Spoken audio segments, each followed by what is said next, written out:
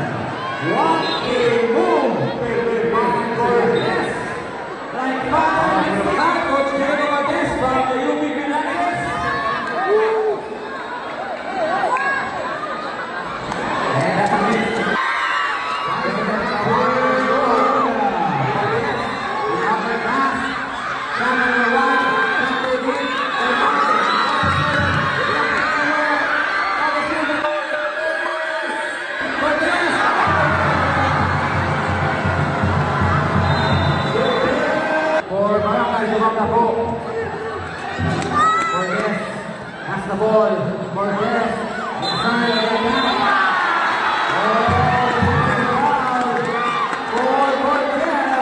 Open foul Subangdako. For rebound for Barangay Subangdako. Shot for three. Wala. Rebound for Barangay Subangdako. Now Cortez, 1-on-1. Cortez with the cross. Cortez. Inside.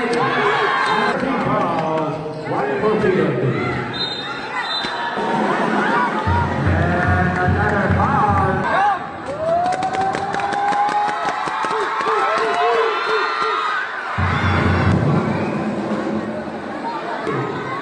One more shot for Cortez.